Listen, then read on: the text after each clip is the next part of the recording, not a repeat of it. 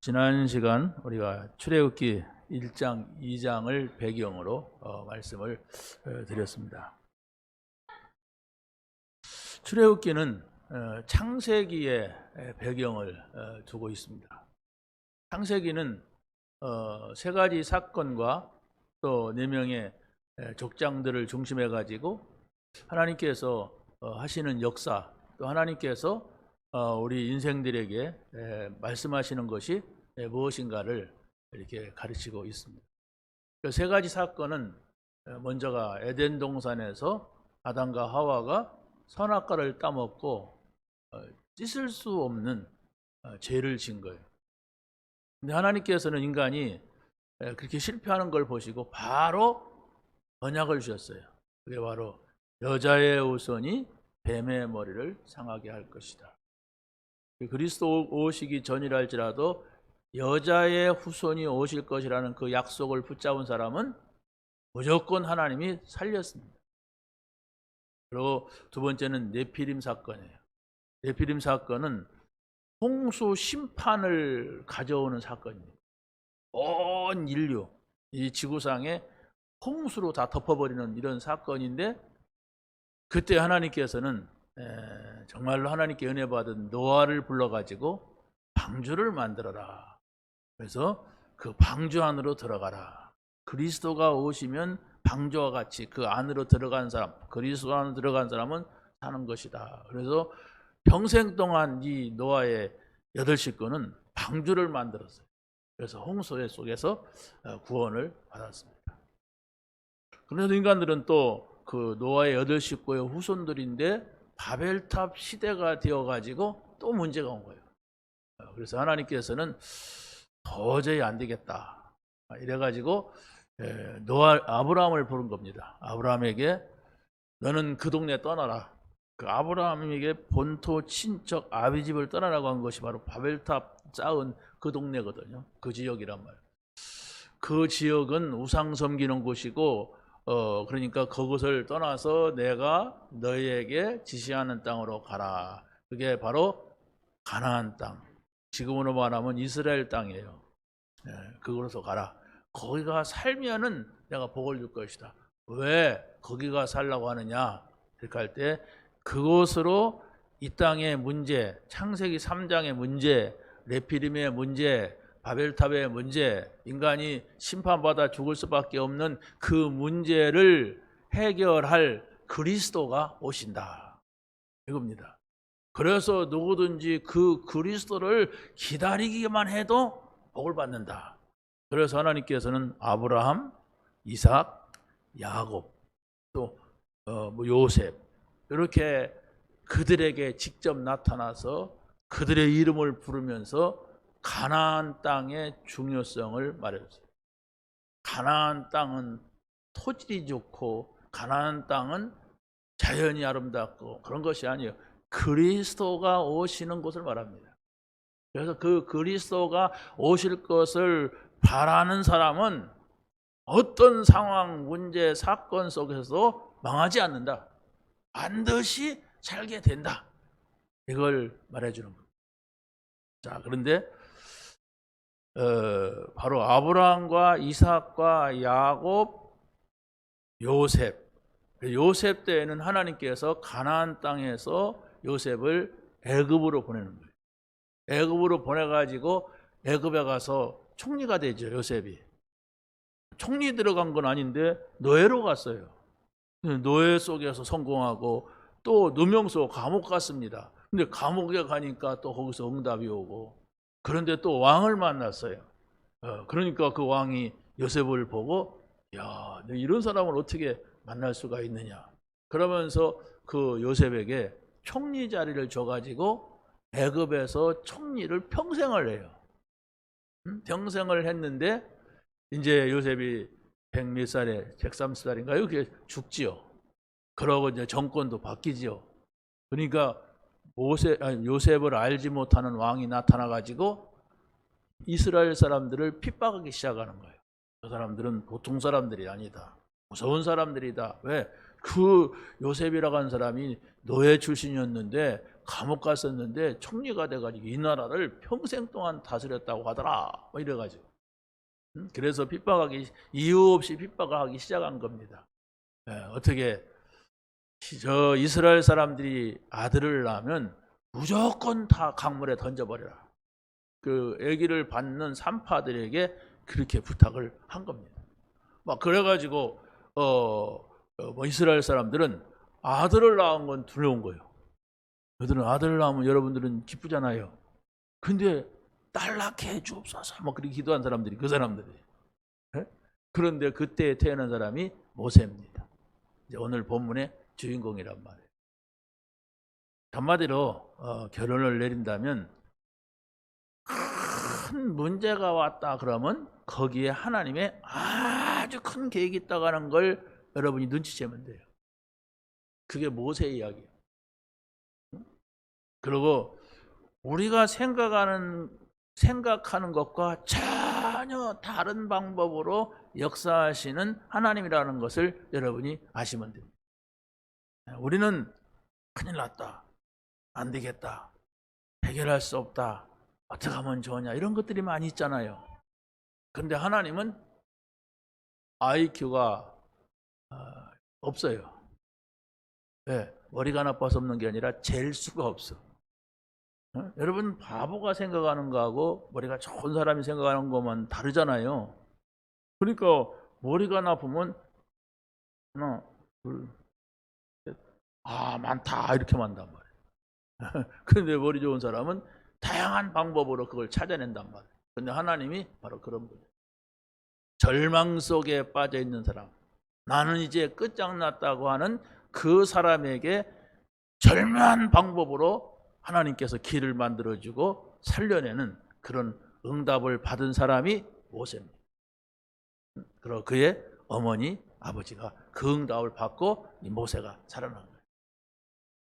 자, 그래서 오늘 제목이 하나님의 다른 계획입니다. 이게 무슨 말이냐? 모세가 어머니, 아버지의 기도로 그 아들 낳으면 죽이라고 하는데 그 죽인 것이 아니고 바로 왕이 그런 명령을 내는데 바로 왕에게 아들을 맡겨버렸어요. 이건 모세 어머니가 머리를 잘 써가지고 이렇게 한 게 아니에요. 기도했더니 하나님이 그런 방법을 줬어요. 그런 것 같으면 이렇게 하겠습니까? 바로 왕이 다가오면 도망가야죠. 근데 공주들이 강가로 목욕하러 온다는 걸 알고 거기다가 아들을 떼어갖고 보내서 그 아들이 궁중으로 들어가게 만든 거예요. 이게 바로 하나님이 하시는 방법입니다. 이게 바로 하나님이 우리 생각과는 다른 방법이요, 다른 계획이란 말이에요. 이걸 여러분이 알고 있어야 하나님을 믿을 수가 있어요. 마치 하나님을 내 수준하고 비슷한 정도로 믿으면 하나님 믿을 필요가 뭐 있습니까? 우리 수준하고 같은 분이 아니에요. 우리 방법하고 같은 방법이 아니라는 것을 알아야 돼요. 자, 모세가 40살이 돼가지고 큰 실수를 한단 말이에요. 그래서 바로 이 모세는 도망을 했어요. 도망하지 않으면은 태어나자마자 죽을 수가 있었는데 이제는 어른이 돼가지고 40살이 돼가지고 죽을 수밖에 없는 그런 상황이 된 것입니다. 자, 그런데 보세요. 하나님의 계획이 모세의 실수를 통하여서 이루어진다는 거예요. 아니 보세요. 저 사람의 실수가 내 계획을 이루어요. 이런 것이 된단 말이에요. 모세가 나이 들고 보니까 이런 생각이 들었어요. 내가 공주의 아들이 아니구나. 내가 나를 지금 돌봐주는 그 유모가 있는데 초라한 시골 아줌마 같은 그런 유모가 있는데 그 사람이 내 생모구나. 그러면 얼마나 충격이 되겠어요, 모세한테. 나는 저 유모가 나를 낳은 줄 알았더니 내 진짜 부모는 공주구나. 이렇게 사건이 벌어져도 어린아이가 문제가 오잖아요. 이 혼돈이 올 거란 말이에요. 그런데 그게 아니야. 어마어마한 공주가 내 어머니로 알고 살았는데 저 초라한 시골 아줌마 같은 저분이 내 어머니래. 그러니까 이 모세가 상처가 된 거예요. 그래서 궁중에 밖으로 가서 그거 다 보는데 어느 현장에 갔는데 막 일하는 현장인데 진짜로 막 뭡니까 애굽 사람이 자기 민족 히브리 사람을 때리는 거예요. 그래서 가만히 보니까 잘못한 것도 없어. 잘못한 것도 없는데 그래. 그래가지고 그냥 한번 건드렸는데 죽어버린 거예요. 원래 왕자는요 공부도 많이 하지만은 무술도 배워요.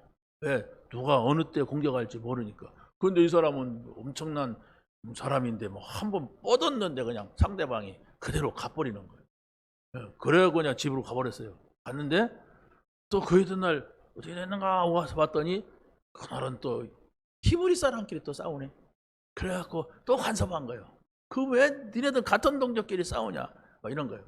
성질이 난 거죠. 어제는 그전은 자기 민족을 예굽 사람들이 때리니까 막 화가 난, 오늘은 지네끼리 막 싸우니까 막 그러니까 니네들이 막 노예밖에 안 되지 막 이런 화가 막 난 거예요. 그러니까 그 사람들이 야 네가 엊그제는 애굽 사람 죽이더니 오늘은 날 죽일래? 네가 재판관이냐? 막 이러면 달라드는 거예요. 아 이게 탈로 났구나. 옛날이나 지금이나 사람 죽인 사람은 벌을 받잖아요. 그래서 이 모세는 그 궁중에서 40년을 살고 거기에서 모든 걸 포기하고 미디안 광야로 가는 겁니다. 이게 보통 충격입니까? 그래가지고 이 이드로의 미디안 광야에 가서 이드로의 사위가 된 것입니다. 양치 있는 사람.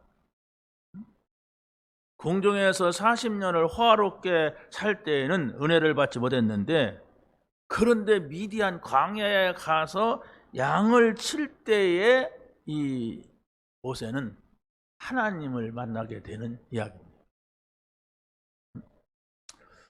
여러분이 남보다 자랑할 것이 많고 좋은 것이 많이 있다면 좋겠지요.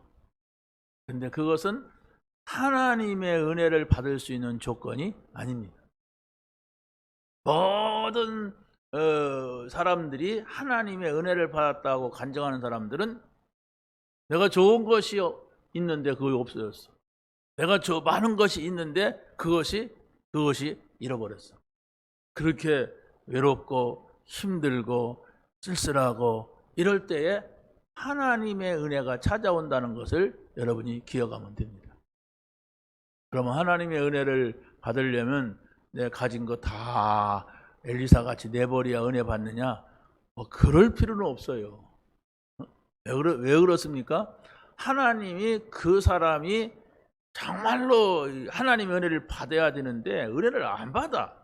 은혜를 안 받고 세상 거 육신적인 거 사단이 준 것 갖고 막 재밌어하고 계속해서 하나님이 없는 곳으로만 가고 있어. 그래서 그 사람을 살리기 위한 것은 그 사람이 가진 거 다 털어버리게 만들어. 왜? 그 가진 거 아무리 버텨도 몇 년 못 가요. 그런데 사람들은 그것 때문에 지옥 가는 행동을 한단 말이에요. 그것 때문에 마귀 자녀로 산단 말이에요. 그러니까 하나님은 아작을 내서라도 그 영혼을 건지려고 지켜 하시는 거예요. 그게 하나님이 우리를 향한 정말로 계획입니다.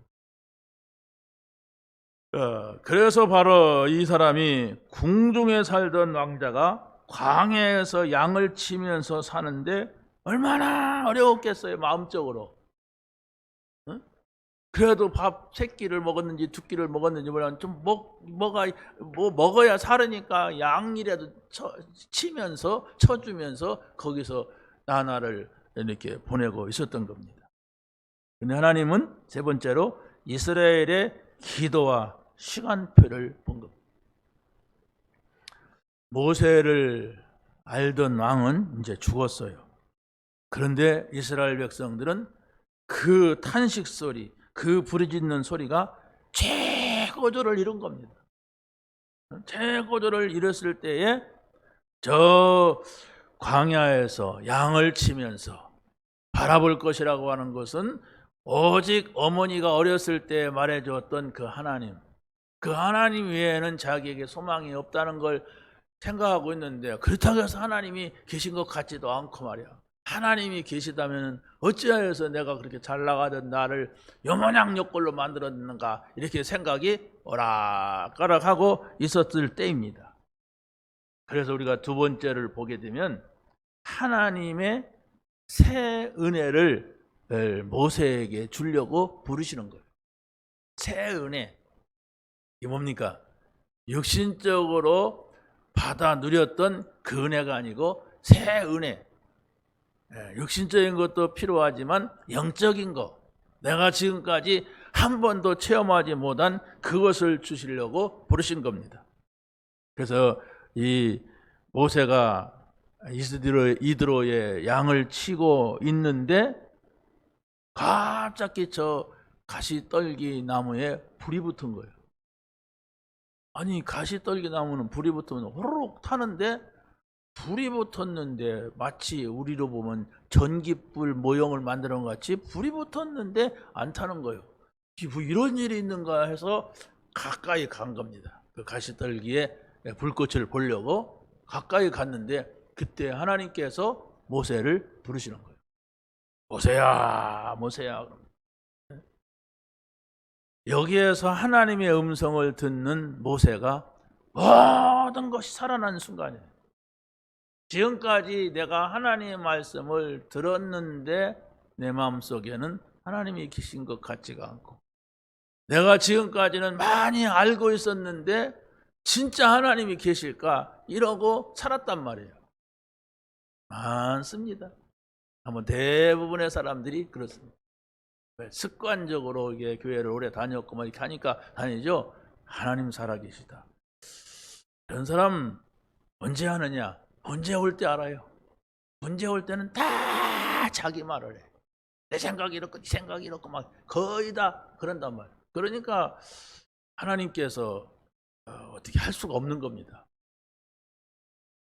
자, 그런데 보세요. 두 번째 보면 하나님은 모세의 신분을 확인하여 주십니다. 모세를 부르신 하나님께서 뭐라고 합니까? 내가 선 곳은 걸어간 땅이니 내 발에서 신을 벗으라. 이게 뭡니까? 신분입니다. 그 당시에 노예는 신발을 신지 않았다고 그래요. 맨발로 다닌다. 그러니까 발톱이 막 썩기도 하고 발이 더럽기도 하고. 그런데 바로 이 모세의 신분이 바로 뭐냐? 너는 네가 마음대로 다녀서는 안 되는 나의 사람이다. 너는 일찍이 하나님의 말씀을 듣고 이 말씀을 전하기 위해 세운 사람인데, 네가 한때는 세상에서 좋다고 40년 동안 그 화려한 속에 살더니 이제는 바로 저 나락으로 떨어져서 아무것도 아니다고 하고 살지 않느냐. 이제부터 내 말을 들어라 하고 부르신 거예요. 그래서 모세는 그곳에서 하나님의 은혜를 받고 하나님께서 계획하신 그 속으로 들어가는 겁니다. 그게 바로 무엇입니까? 하나님이 이렇게 말씀하십니다. 나는 아브라함의 하나님이다. 나는 이삭의 하나님이다. 나는 야곱의 하나님이다. 바로 내가 너의 하나님이다. 이 하나님은 누구냐 하면은 모세의 조상들을, 아브라함, 이삭, 야곱, 그러니까 이스라엘 백성들 모두가 아브라함, 이삭, 야곱을 알아요. 왜냐하면 믿음의 시작이 여기서 됐기 때문에. 아브라함 이전에도 뭐 데라도 있고 조상들이 있었겠죠. 그런데 그 사람들을 치지 않습니다.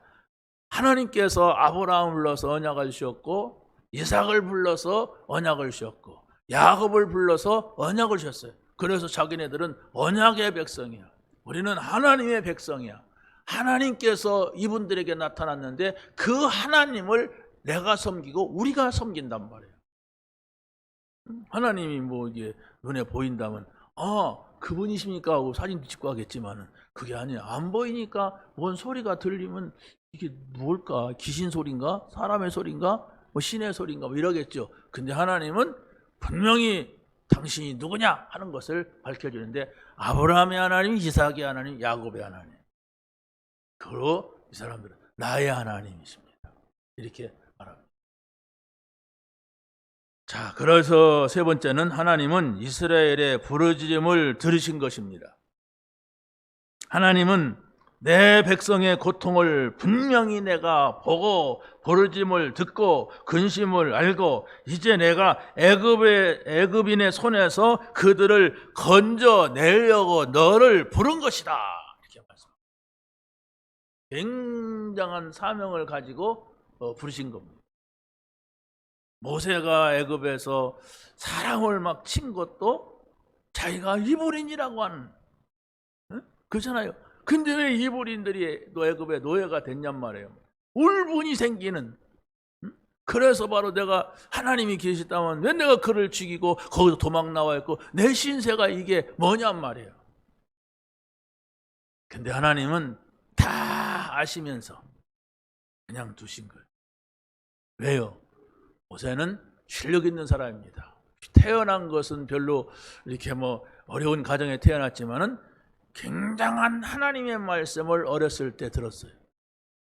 그래서 사람이 하나님을 만난다는 거, 하나님이 계신다는 걸 아는 것은 이 지구 만물을 움직이는 그 하나님의 존재를 한다는 것은 우리 영이 살아 움직이는 것이고 어마어마한 일입니다, 이게. 그러면 개돼지나 소나 이런 것은 잡아먹으면 끝이고 죽으면 끝이잖아요. 근데 사람만은 그런 존재가 아니에요. 엄청난 영적인 배경을 가지고 태어나는 것이고 존재하는 것입니다. 그런데 모세가 어렸을 때 하나님의 말씀을 어머니를 통하여서 젖을 때까지 계속 다른 거 안 들어가고 그것만 들어갔어요. 그러고 40년 동안 궁중에 들어가서 최고 엘리트 교육을 받고 잘 살았던 사람입니다. 뭐든지 부족할 것이 없던 그 최고의 가도를 달렸던 이 모세가 완전히 나락에 떨어져 가지고 이제 고민을 한 거예요. 깊은 고민, 깊은 기도 이렇게 하는 겁니다. 근데 그 하나님이 찾아오신 거예요. 그 하나님이 찾아오셔서 바로 그에게 사명을 주시는 겁니다. 이제 네가 해야 될 일이 바로 뭐냐? 저 애굽에서 노예가 돼버린 저들을 뒤를 따라다니라 한 것이 아니고 그들을 이끌고 광야로 나와라. 자, 한번 생각을 해보세요. 아무리 하나님을 믿는다 할지라도 여러분이 나는 하나님 안 계신 것 같다 손 들어보세요. 그러면 아무도 아마 손 안 들 거예요. 창피해서라도. 근데 저녁마다 하나님이 나타나가지고 3일 동안을 나타났어. 저 북한으로 네가 가라. 그래서 저 북한의 지하에 기독교인들이 있는데 그들을 불러내라. 그건 웃을 일이 아닙니다. 농담이 아니에요. 만약에 그런다면 여러분, 나는 못합니다. 나는 그것만큼 못합니다. 거의 이렇게 나올 수도 있어요. 그렇잖아요? 아니 거기 김정은이가 막 예수 믿는 사람 다 잡아 죽이는데 나를 죽으러 가란 말입니까? 이런 상황이란 말이에요. 지금 나는 그곳에서 살인하고 왔습니다. 나는 그곳에 가면 당장이 잡힙니다. 아니 그러고 내 나이가 지금 80인데 아니 좀 맡기려면 좀 젊은 애들한테 맡기지. 그래 막 훈련도 받고 막 하지. 내가 지금 그냥 늙어갖고 이 나이에 뭘 갑니까? 안 되는 조건만 쫙 나는 말을 못합니다. 그 뒤 형을 내가 붙여줄게요. 안 됩니다. 하나님의 말씀입니다. 내가 할 거다. 너는 가기만 하라. 이겁니다. 내가 너와 함께 할 것이다. 여러분이 평상시 하나님하고 함께하는 생활을 한 번도 해보지 못한 사람은 하나님의 일을 한 번도 제대로 할 수가 없어요. 다 사람 보고 합니다. 다 자기 입장에서. 그걸 생각해야 돼요. 하나님이 나와 함께하느냐. 이걸 찾아내지 못하면 미안하지만 나이 먹을수록 공허하고 허무하면서 흑암 속에 사로잡혀요. 말해요. 제가 나이가 조금 나는 안 들은 줄 알았어요.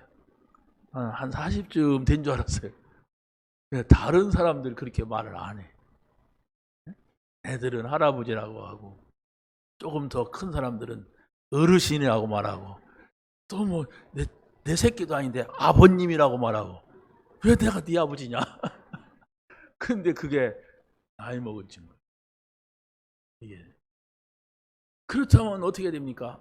내 나이가 이렇게 생각을 하잖아요. 누구나가 인간이라면 생각이 있으니까. 그러면요 허무해져요. 그러면 나중에 어떻게 되는가? 이렇게 되잖아요. 하나님 없으면은 도저히 죽는 거지. 예? 예, 이여령 박사라고 아주 똑똑한 사람입니다. 이화여대 교수를 냈고 문화부 장관을 냈고 그 딸이 이화여대 다니다가 미국에 가서 변호사가 되고 거기서 목사도 되고 이랬죠. 그러니까 이 사람은 하나님을 받아들일 수 있는 이 머리 구조가 아니에요. 머리 구조가 다 똑똑하다. 말해보면 그래요. 딱딱딱 떨어져요. 진짜요. 멋지게 산다 할 정도로. 누가 사람들이 볼 때 멋있다 저 사람. 죽을 때도 내가 이제 죽음의 인사를 하겠습니다. 그 사람 잘생겼잖아요. 등치도 좋고. 그런데 빼짝 말라가지고 이제 안녕히 계세요 이러고 돌아가신 분이에요. 얼마나 머리가 있는 사람입니까? 제가 죽을 걸도 알고 잘 사십시오. 나는 갑니다. 이렇게 영상을 찍어놓더라고요. 참나. 그런데 그 사람이 마지막은 뭐냐? 나는 실패했다. 왜입니까? 나는 내가 오직 내가 하는 이 학문, 내가 생각하는 거 이게 옳다고 생각하고 연구만 했지 나는 친구가 없다. 외롭다. 그래서 나는 그 소리를 듣고서 그런 생각을 해봤어요. 이 사람이 하나님을 믿지 않다가 자기 딸이 병들어서 죽고 자기 손자가 죽고 막 이런 걸 보면서 손들었어요. 그래가지고 보통 사람들은 세례를 받을 때 한 목사가 와서 물을 뿌리는데 이 사람은 서울에 유명한 목사들이 다 와가지고 그 물에다가 손을 넣고 세례를 줬어요.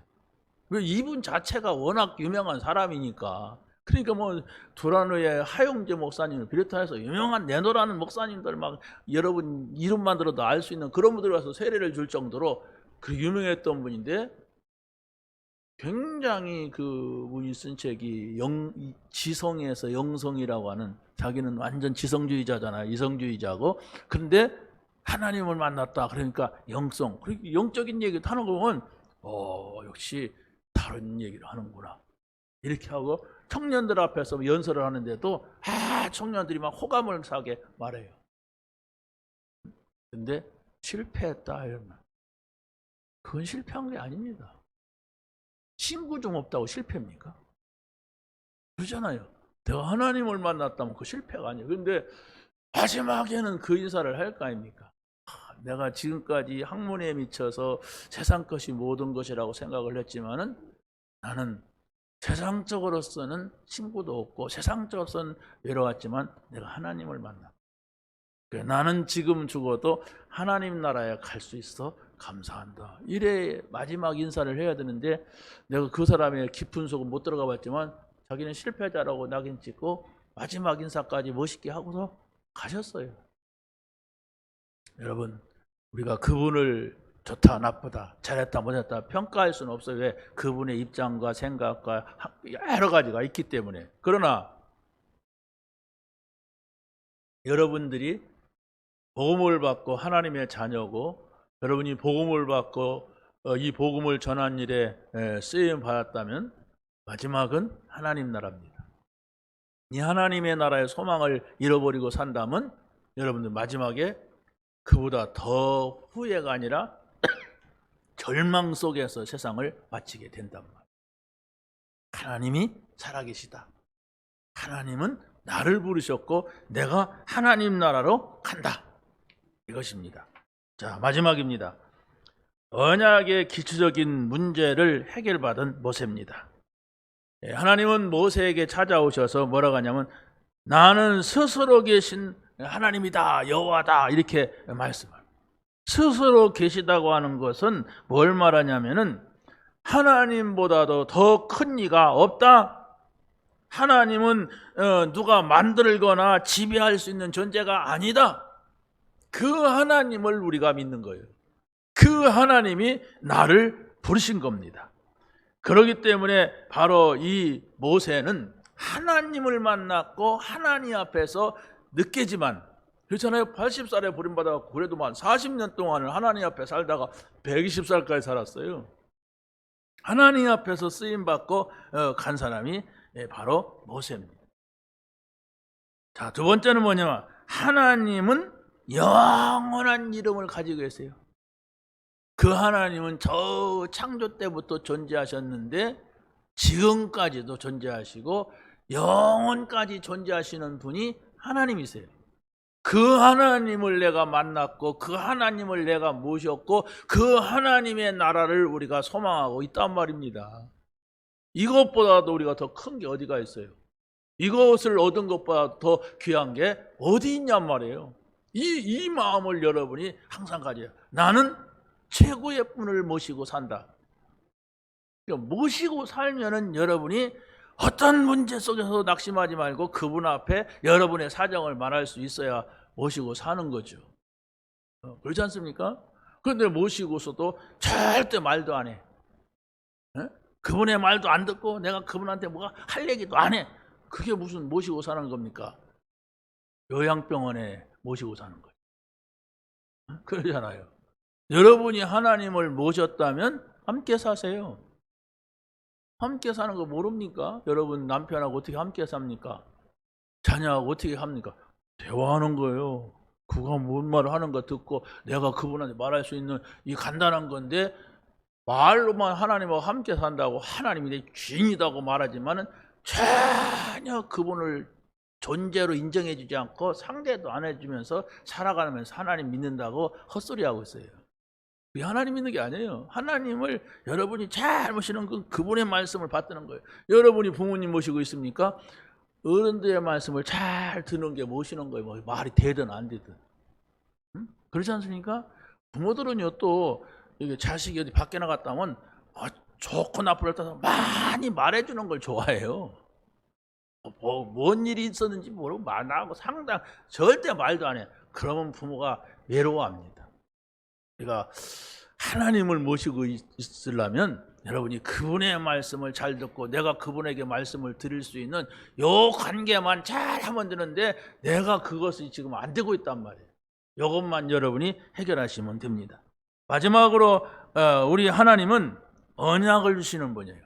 도저히 모세가 그 바로를 이길 수 없다는 걸 아시고, 도저히 그 애굽을 멸망 가운데 넣고 있는 사단을 이길 수 없다는 걸 아시고, 언약, 희생제물, 피 언약, 이걸 주시는 거예요. 다시 말하면 애굽의 바로 왕한테 가서 너희가 희생제사를 드린다고 해라. 제물을 가지고 제사를 드려야 된다고 해라. 그러면 그가 처음에는 안 되지만 반드시 그 사람은 손을 들 것이다. 이 완전한 답을 줬는데, 그게 그리스도입니다. 앞으로 나타날 그리스도가 오시는 것을 말씀해 주고 있는 겁니다. 그래서 우리가 예배할 때는 중요한 것이 바로 뭐냐? 그리스도가 함께하는 예배입니다. 내가 그리스도의 이름으로 예배하고 그리스도의 이름으로 기도하고 그리스도가 이 자리에 나의 주인이 되어서 그분 이름으로서 하나님 앞에 나아가는 겁니다. 그러니까 여기에서 그리스도로 모든 결론을 내리고 내가 예배해야 됩니다. 그리스도로 모든 것을 결론 내리고 내가 하나님 바라봐야 되는 것입니다. 이 하나님의 은혜가 바로 여러분의 가정에, 여러분의 현장에, 여러분 개인에게 있게 되기를 예수님의 이름으로 간절히 축원합니다. 하나님 감사합니다. 오늘 저희들에게 주신 말씀을 가지고 한 주간을 살면서 하나님이 계신 것을 증거하는 증인의 삶을 살게 하여 주시옵소서. 주 예수 그리스도의 이름으로 기도하옵나이다. 아멘.